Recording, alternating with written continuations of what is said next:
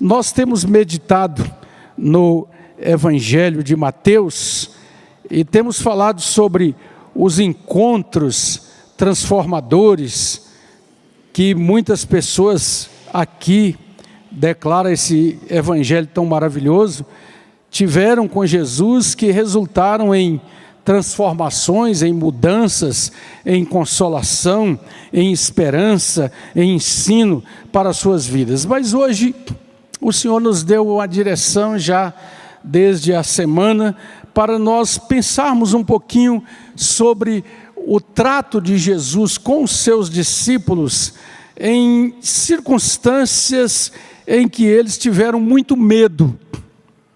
E o medo é realmente uma característica, um sentimento, uma manifestação emotiva, uma marca própria de nós seres humanos, que tem sido um meio de derrota, de paralisação, produzindo doenças, paralisando esforços, controlando muitas vezes as pessoas no caminho da derrota. E é por isso que Jesus é muito enfático para trabalhar isso com os seus discípulos. O primeiro texto que eu queria que você lesse comigo, em Mateus capítulo 8, Evangelho de Mateus capítulo 8. Aí a partir do versículo 23, e você já olhando para o texto, já imagina, já sabe em que circunstância isso aqui está acontecendo. Jesus terminou de falar, de ensinar a multidão, e nos diz o evangelista que então, entrando ele no barco, Mateus 8, verso 23, seus discípulos o seguiram, e eis que sobreveio no mar uma grande tempestade, de sorte que o barco era varrido pelas ondas. Entretanto, Jesus estava fazendo o quê? Jesus dormia. Os discípulos vieram acordá-lo, clamando: Senhor, salva-nos, perecemos. Salva-nos, Senhor, nós estamos perecendo. Vamos até aí. Vai para Mateus capítulo 14.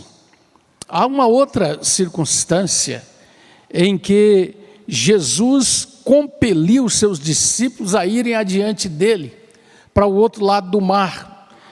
Mateus capítulo 14, versículo 22.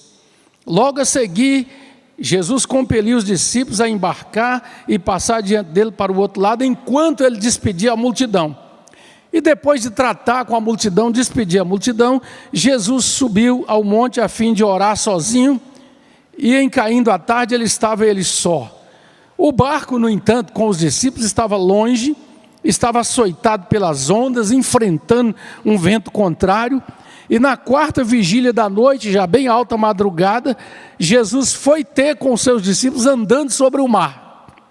Está escuro, é madrugada, eles estão ali lutando contra um vento contrário. E Mateus nos informa, versículo 26, que os discípulos, ao verem Jesus andando sobre as águas, ficaram o quê? Aterrados, morrendo de medo, tremendo de medo. E eles exclamaram: é um fantasma. E tomados de grande medo, gritaram. Tomados de grande medo, diga grande medo, grande medo. O outro texto, Mateus 17. Mateus 17 é um texto maravilhoso, um dos textos assim, que me alegra muito ler e meditar nele, na palavra de Deus, porque é um momento em que Jesus é transfigurado, é apresentado aos seus discípulos sobre o monte, no seu corpo glorificado. Jesus não leva todos os seus discípulos, diz o texto, Mateus 17, que ele tomou Pedro e aos irmãos Tiago e João, e os levou em particular a um alto monte, e foi transfigurado diante deles. O seu rosto resplandeceu como o sol, as suas vestes se tornaram brancas como a luz, e lhe apareceram Moisés e Elias, falando com ele.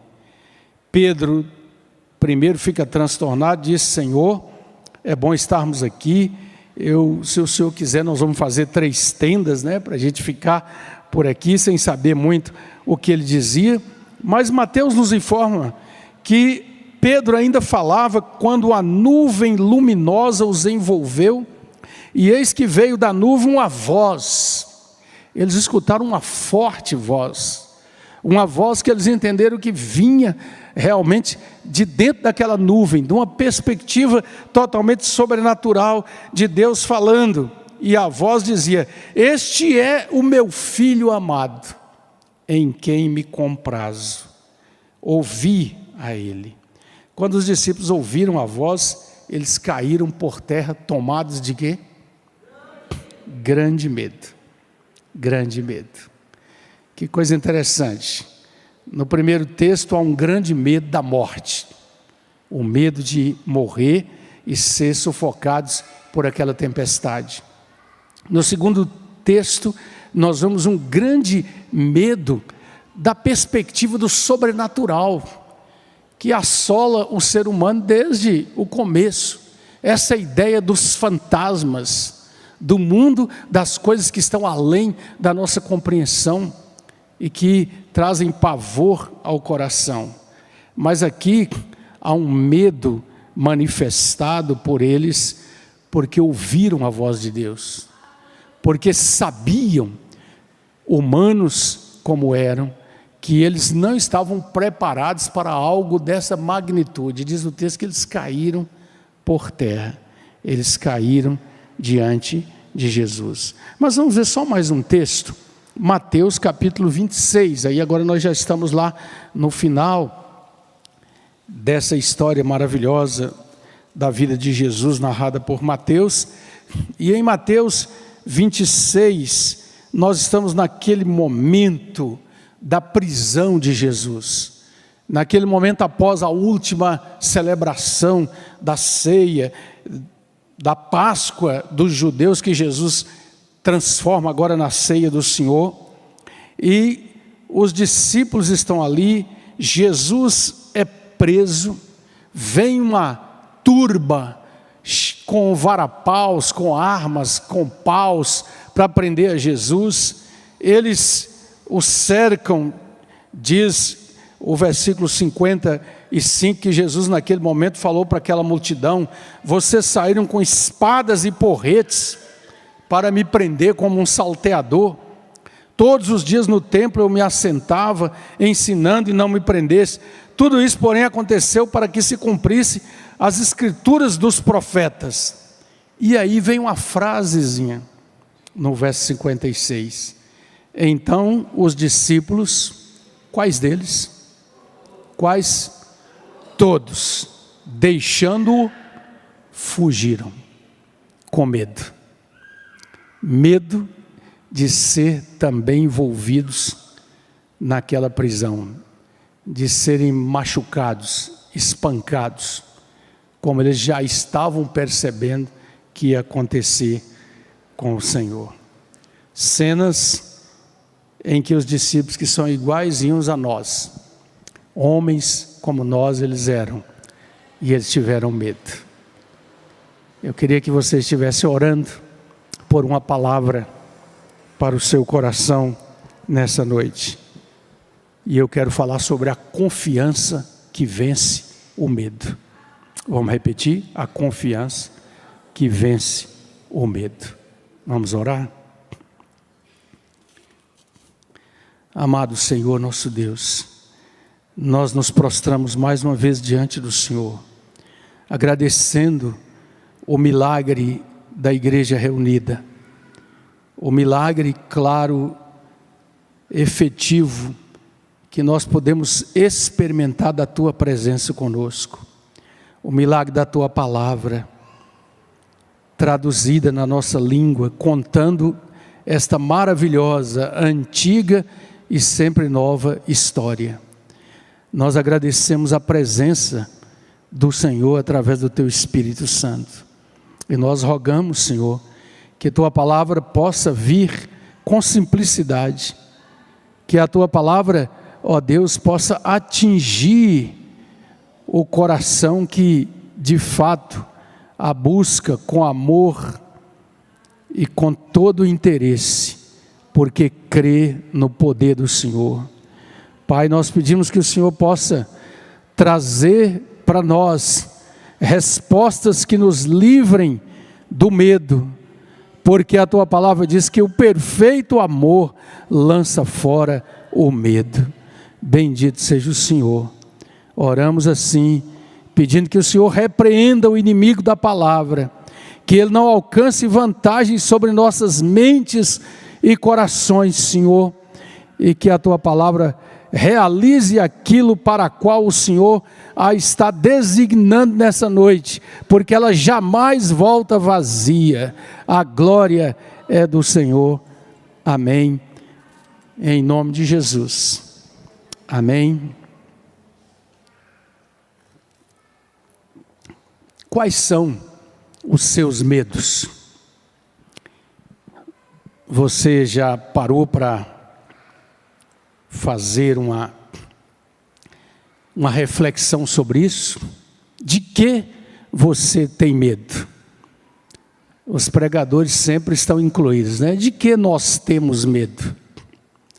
Como anda a nossa caminhada com relação não somente a esses tipos de medo que nós vimos aqui no coração dos discípulos, mas o medo que está por aí em toda parte. Você que nos ouve em casa, você que terá acesso a essa gravação e quem sabe um pouquinho de paciência para ouvir, como está a sua relação com os medos do coração? Nós vimos esta semana as transmissões do noticiário e a Organização Mundial de Saúde, através do seu presidente mundial, estava lembrando ontem ainda no noticiário que há um estado de emergência de novo no mundo, a varíola dos macacos. Não sei se você tomou conhecimento dessa notícia. E a gente que às vezes esquece muito rapidamente das coisas, mas eu me lembrei, cerca de quase 3 anos atrás, quando esse mesmo senhor veio à televisão anunciar: nós agora estamos dentro de uma pandemia. E isso gera, como gerou nestes anos todos que nós enfrentamos, uma situação de medo e de insegurança. Mas, paradoxalmente, nós vivemos num tempo em que parece que a tecnologia resolveu tudo. Parece que a medicina evoluiu tanto. Anuncia-se que as técnicas laboratoriais de produzir medicamentos são tão avançadas que há um elixir, uma panaceia, um remédio, uma solução para qualquer coisa. Vimos, eu creio que muitos de vocês viram, as cenas do calor excessivo na rica Europa. Pessoas morrendo, porque a temperatura atingiu um nível que não é comum em toda a história das aferições, e levanta-se de novo o debate do aquecimento global e o seu impacto na vida humana. Situações à nossa volta que remetem muitos a ter lá no fundo do seu coração um medo do que vem por aí. A crise dos alimentos, o preço das commodities, ou seja, desses trunfos que os países têm nas mãos de exportar alimentos que sobram depois de alimentar a sua população e assim por diante. O clima mundial, segundo especialistas, tem sofrido alterações impensáveis há tempos atrás. E tudo isso caindo sobre as pessoas, sendo trazida à nossa mente, na informação em cima da hora, o tempo todo, tem feito muitos carregarem uma certa preocupação e temor. Medo faz parte, então, desta estrutura emocional que leva as pessoas, como eu disse, a entrar num quadro de doença que nasce na psique e somatiza no corpo e se torna uma doença real. Medo que paralisa os esforços, que levam muitos, e uma estatística que eu vi mostra que atinge principalmente a juventude, que começa a não acreditar que haja perspectivas lá na frente, para a sua vida, para a família que deseja ter, e para o trabalho, e assim por diante. O medo é totalmente destrutivo quando ele nos controla. E aqui nós vimos Jesus tratando de alguma maneira tão interessante com relação a estes medos manifestados pelos seus discípulos. No texto de Mateus 28, na questão da tempestade, Mateus nos diz que Jesus colocou duas coisas para eles ao chegar ali no barco. Ele diz: por que vocês são tão tímidos? Onde está a vossa fé? Ou seja, Jesus começa a tratar com os discípulos no sentido de fazer com que eles parassem para pensar em tudo aquilo que ele havia ensinado a eles e vivido com eles até aquele momento. No texto de Mateus 14, 26, em que eles gritam e dizem: é um fantasma, Jesus diz três coisas: tenham bom ânimo, sou eu, não temais. Você pode repetir? Tenham bom ânimo, sou eu, não temais. E na situação ali da transfiguração, quando os discípulos ouvem aquela voz vinda da nuvem, e eles estão mais ou menos distantes do quadro de Jesus ali, transfigurado, brilhante como a luz, junto com Moisés e Elias, eles caem por terra. O texto de Mateus diz que eles caem de bruços, boca no chão. E o texto diz que Jesus aproximou-se deles, tocou neles e os levantou e disse: erguei-vos e não temais. Meus amados e amadas, a palavra de Deus tem para nós sim o remédio da confiança, que pode e que traz real vitória sobre o medo. Uma das coisas que a moderna psicologia ensina e tem descoberto é que só dois medos nascem conosco. O bebezinho, ao nascer, tem o medo de cair e o medo de grandes ruídos, grandes barulhos. Mas uma pesquisa que foi feita com um grupo grande de pessoas lá na América do Norte, por psicólogos e outros especialistas da área, detectaram e catalogaram, ao ouvir aquelas pessoas, 7.000 tipos de medo. 7.000. Ou seja, 6.998 medos foram adquiridos através da própria vida, do próprio relacionar na caminhada da vida. Então essa é uma primeira coisa que nós precisamos aprender. Nós precisamos compreender que não é da essência mesmo do ser humano criado por Deus esta prisão, este domínio absurdo do medo. Um segundo passo importante que nós aprendemos na palavra de Deus, e que um escritor cristão também comenta um pouco sobre isso, é que nós devemos compartilhar com as pessoas os nossos medos, as ansiedades do nosso coração. Expor e falar francamente vai ser também um caminho de tratamento da graça de Deus, principalmente na comunidade da fé.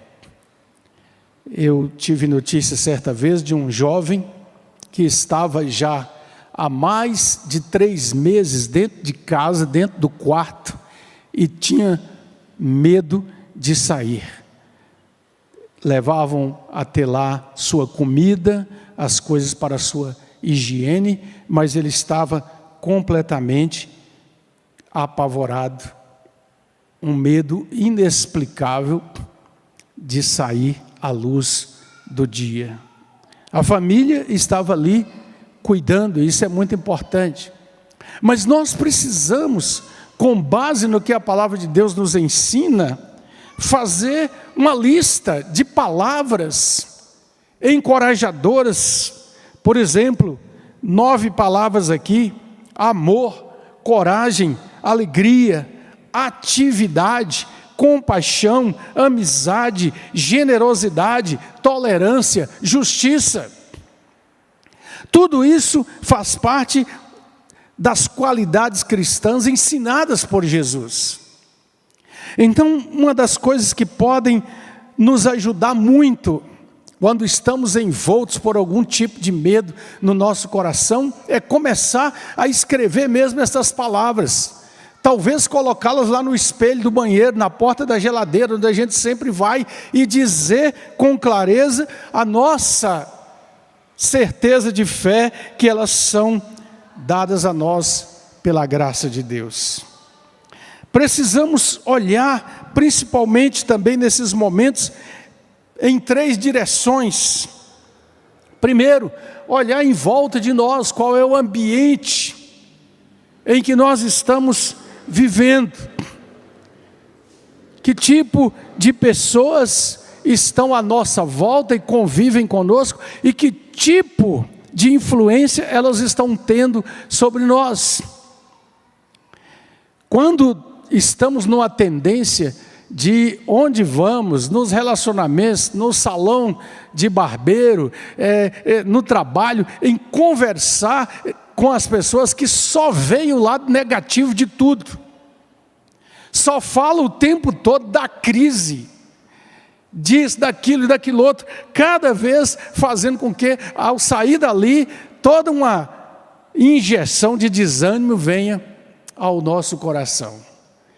Eu não estou aqui defendendo o positivismo, mas nós podemos, por assim dizer, que o positivismo cristão não é uma filosofia de dizer que está bom para melhorar, mas é uma declaração de que o controle da vida está nas mãos do Deus que é dono da nossa vida.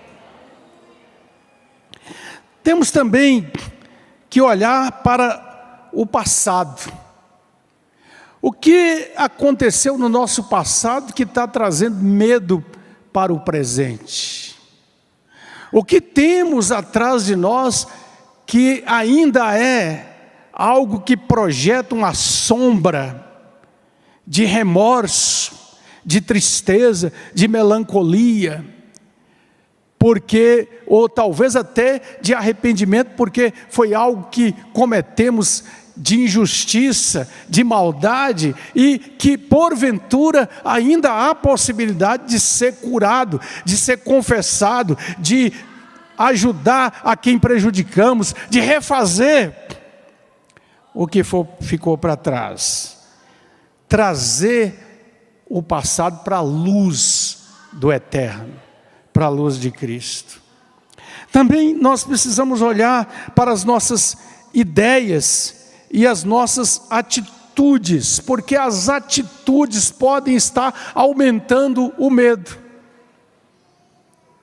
Atitude negativa para com tudo, atitude de continuar insistindo na prática daquilo que a palavra de Deus diz que não é prática da vida do cristão. Foi Corrie ten Boom, a holandesa, que deu testemunho maravilhoso de Cristo no campo de concentração nazista. Ela escreveu assim: a preocupação é um homem velho, cabisbaixo, carregando nas costas um saco de penas pensando que é pedra pesada. Você prestou atenção? A preocupação é um homem velho, cabisbaixo, carregando nas costas um saco de penas, pensando que aquilo é pedra pesada. Preocupação é justamente o que a palavra quer dizer, uma ocupação prévia com aquilo que ainda não aconteceu. E é por isso que Jesus, no seu ensinamento, ele sempre diz: não andeis ansiosos. Aquilo que você não pode mudar, que você não pode alterar, você deixa nas mãos do Eterno, nas mãos de Deus, e você passa a olhar na direção daquilo que o Senhor nos mostra para a vitória nele. Outra coisa importante: não lute com seus medos, entregue-os a Deus. Não lute com seus medos, entregue-os a Deus. Não somos chamados nem desafiados a ficar dizendo, repetindo: eu não vou mais ter medo disso aqui, eu não vou mais fazer assim e tal. Ajoelhe-se e diga: Senhor, o Senhor sabe que esse medo ainda está aqui no meu coração, mas eu o entrego em tuas mãos e creio que o Senhor é capaz de mudar e de restaurar essa situação. Aprenda, creia, pratique a arte da oração. Também é um caminho precioso. Quando Jesus disse para os seus discípulos: tende bom ânimo, sou eu, não temais, eu estou aqui, eu estou presente, eu disse a vocês que estou presente. E então nós podemos verdadeiramente usar essa arte, esse dom, essa bênção da oração para colocar diante do Senhor os medos que precisam ser vencidos.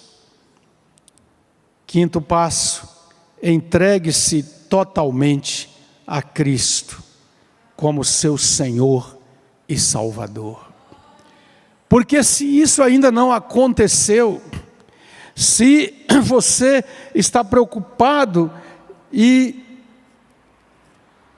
apenas se identificando com os seus medos, você é chamado pela palavra a se identificar com Cristo, a buscar nele a fé confiante, porque afinal de contas Ele sabe de tudo e conhece tudo na nossa vida.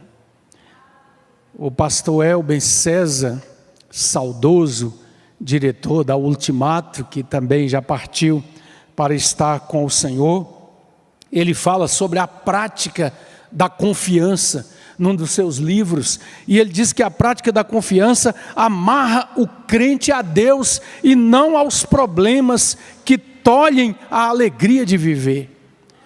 Nós deixamos as amarras de estar preso a medos, tristezas, queixumes e lamentos e nos amarramos a Deus fortemente para dizer que, rendidos a Deus em Cristo e no poder do Espírito Santo, nós vamos juntos enfrentar e vencer. O fortalecimento da confiança é alcançado, ele ensina, por meio da comunhão com Deus, por meio da oração, por meio da palavra de Deus, por meio de exemplos de fé. O crente, o homem, a mulher, o moço, a moça, o menino, a menina, precisam experimentar aquilo que a geração que está ficando um pouquinho para trás de nós tinha, de ter o hábito de ler bons livros cristãos, de ler as biografias, as histórias de grandes homens e mulheres que andaram com Deus, que venceram situações as mais difíceis por causa da sua firme convicção de que pertenciam a Deus. Por meio da experiência, qual é a nossa história da jornada pessoal com Deus? De vez em quando precisamos nos lembrar daquilo que aconteceu lá no tempo que já passou, do dia da nossa conversão, do dia em que o Espírito Santo falou ao nosso coração, do dia em que nós podemos dizer, como o autor do hino clássico, foi na cruz, onde um dia eu vi o meu pecado castigado em Jesus. O apóstolo João é alguém que nos encoraja grandemente nessa caminhada de vitória sobre o medo. Ele diz assim: nós somos filhos de Deus, e ainda se não manifestou o que havemos de ser. Nós sabemos que já passamos da morte para a vida. E Hebreus nos diz: aproximemos com sincero coração. E quando a gente aproxima assim, nós podemos de fato vencer o medo. Mas um dos medos mais universais, e que talvez esteja presente, mesmo que não admitido, na mente, na alma, no coração de muita gente, é o medo da morte. O medo desta grande interrogação, dessa grande incógnita. Esta semana, o nosso dentista, antes de começar o trabalho, ele começou a perguntar sobre essa questão da realidade. Aí falando sobre alguém que deixou uma carta psicografada, essas histórias todas que nós ouvimos por aí. E eu disse para ele a respeito dessas verdades da palavra de Deus. E no dentista a gente tem que falar antes que eles abram a boca da gente, né? E a gente tem só que ouvir. Mas João nos encoraja grandemente, porque ele diz que o perfeito amor lança fora o medo. Quem é esse perfeito amor? É o perfeito amor de Deus em Cristo. Porque João diz que a graça de Jesus e o poder da sua ressurreição, por isso a cruz está vazia, nos mostra que o espantalho maior da morte foi vencido. E o apóstolo Paulo, em 1 Coríntios 15, exclama: onde está, ó morte, a tua vitória? Onde está, ó morte, o teu aguilhão? Tragada foi a morte pela vitória. Então nós precisamos de uma firme convicção em Cristo, porque todos nós haveremos de passar pela experiência da morte. É claro que há uma exceção bíblica que fala daqueles que estiverem vivos quando da sua vinda e que serão transformados, mas o comum é que todos participemos desse momento, enfrentemos esse momento. Então nós precisamos aqui e agora perguntar: qual é o alcance, a extensão da nossa esperança em Cristo? Qual a convicção que habita no nosso coração para poder dizer, como o apóstolo Paulo, falando a Timóteo no final da caminhada: eu completei a carreira, eu combati o bom combate, eu guardei a fé, estou pronto agora, apenas aguardando que o Senhor, justo juiz, me receba na sua glória. Ter a segurança em Cristo faz com que vivamos sem medo aqui e agora, e tenhamos toda a confiança no momento de transpor o rio, no momento de estar indo à presença do Senhor. Brennan Manning conta num dos seus livros a história de um pastor que foi chamado para visitar um homem crente, mas que estava no hospital, numa situação terminal. E ele, ao entrar no quarto do hospital, ele viu que perto da cabeceira tinha uma cadeira vazia, e ele disse, cumprimentou aquela pessoa e disse: olha, você estava me esperando, né? Porque a cadeira já está aqui. E ele falou: fecha a porta aí que eu vou te contar uma história. E disse para ele: olha, na minha vida de cristão, eu enfrentei muitas dificuldades, muitos medos, cometi muitas falhas, mas a graça de Deus sempre me acompanhou. Mas uma coisa que eu nunca aprendi foi a orar com convicção, com certeza de que eu estou falando com Deus e Ele está me ouvindo. E aí eu procurei alguém conhecedor do assunto, a pessoa me deu um livro para ler. Olha, esse é um dos melhores livros que tem sobre oração. Ele disse, eu fui ler o livro, nas 5 primeiras páginas eu tive que ir ao dicionário 12 vezes. Então eu devolvi o livro. E aí, comentando um dia com um outro amigo cristão sobre isso, eu queria aprender mais o segredo da oração, que flui, que é prática, que vai ao coração do Senhor. E ele disse para aquele homem, o seu amigo, faça o seguinte, nas suas orações particulares, e Jesus ensinou, feche a porta do seu quarto, faz o seguinte, põe uma cadeira vazia na sua frente e diga para o Senhor, eu quero, Senhor, que o Senhor deixe claro no meu coração que o Senhor está sentado ali presente. Então começa a conversar com ele. E ele disse que começou a fazer isso. E a sua vida de oração foi transformada. Ele começou a ter uma percepção clara de que estava falando com Jesus. E inclusive numa intimidade que ele dizia bom dia, boa tarde. Falando com Jesus, lendo a palavra, falando em oração. O pastor orou com ele e foi embora. Aliás, foi a filha dele que tinha pedido o pastor para fazer essa visita. E foi embora. Diz ele que alguns dias mais depois, ele recebeu um telefonema da filha deste homem. E ela disse, pastor, meu pai partiu esta tarde. E partiu muito tranquilamente. Mas eu queria só compartilhar com o senhor uma coisa que eu achei esquisita. Os médicos me chamaram, aliás, eu estava com ele no quarto, depois saí para ir comprar uma coisa. Quando eu voltei, ele já estava morto, só que ele estava com a cabeça reclinada na cadeira do lado da sua cama.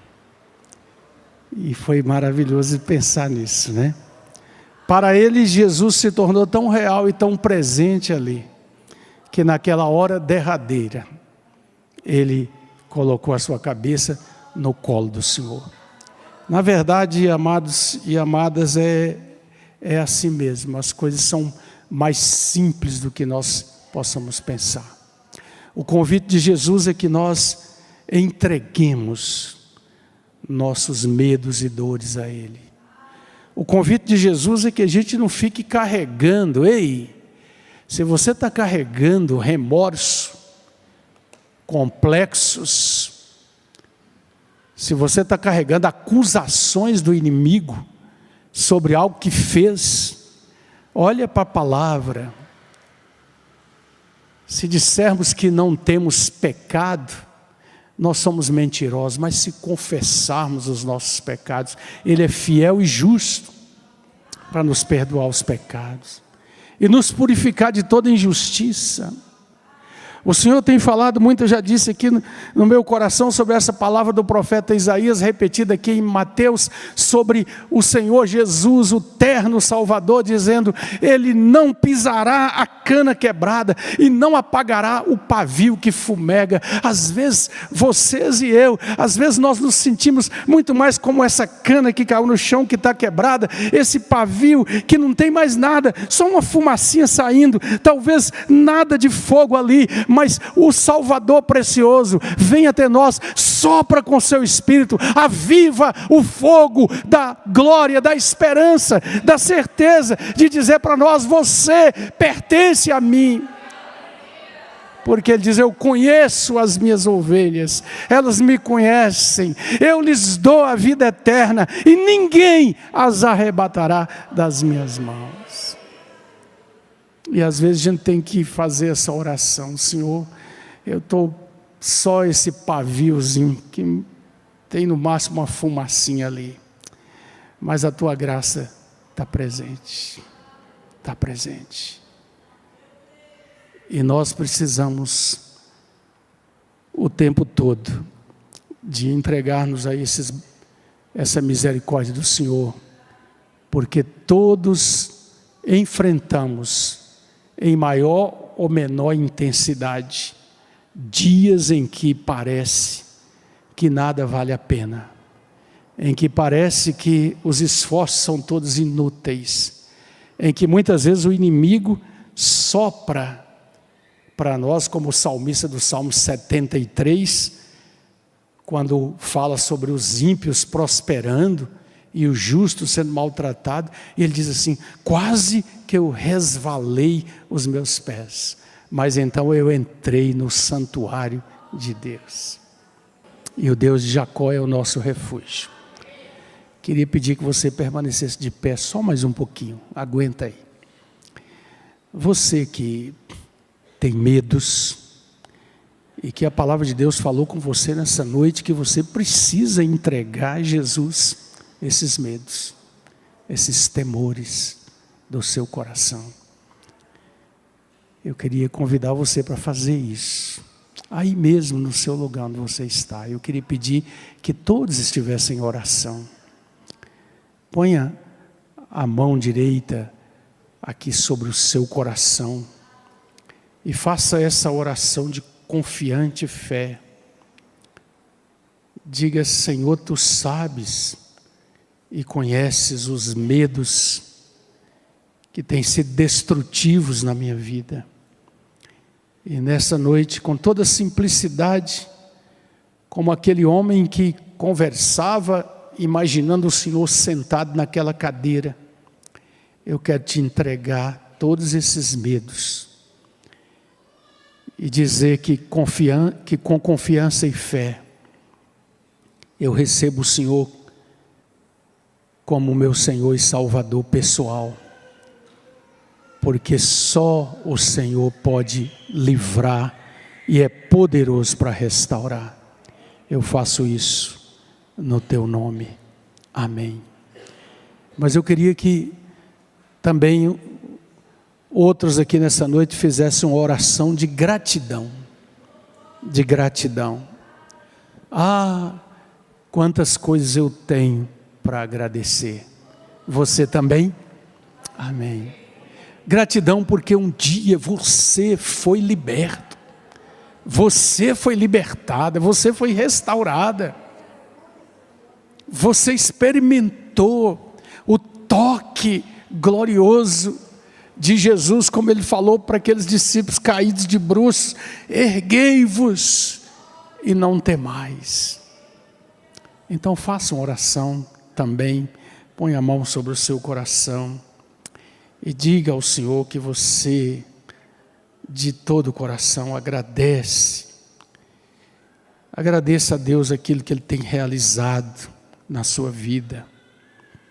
Quantos enfrentaram duras perdas, quantos passaram por desertos abrasadores, quantos se lembram da história, como eu me lembro bem, ainda menino, vindo procurar uma vida melhor, em cima de um caminhão, vendo meus pais cheios de preocupação. Mas quantos podem hoje dizer: o Senhor cuidou, o Senhor esteve presente e foi fiel. Agradeça a Deus. Todas as chamadas grandes vitórias, mas também as pequenas vitórias. A gente precisa, Senhor, de gratidão. E nós te pedimos nessa noite que o Senhor receba esta oração que teu filho, tua filha fazem aqui, reconhecendo que se não fosse o Senhor, onde estaríamos? O que seria de nós? Bendito seja o Senhor, que apenas por graça me perdoou, me restaurou, me salvou e me chama de teu filho e tua filha. Oramos agradecidos, no nome de Jesus, amém, aleluia.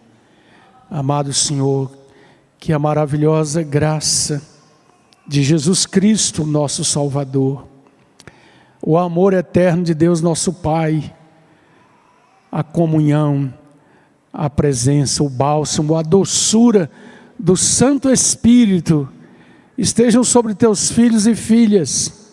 Acompanhem, ó Deus, na jornada desta semana que começa, trazendo ao coração o aperfeiçoamento do amor em Cristo, que lança fora todo o medo, e dando-nos a certeza de que, haja o que houver, seja o que for, em Cristo somos mais que vencedores. A Ele toda a honra e glória. Amém. Aplauda ao Senhor, ao Rei soberano, ao Santo, Santo, Santo, Santo, ao Salvador precioso. Aleluia. Toda a glória ao Senhor. Amém. Vamos em paz. Compartilhe o chazinho lá. Ministre uma boa palavra para seu irmão, para sua irmã, para essa semana.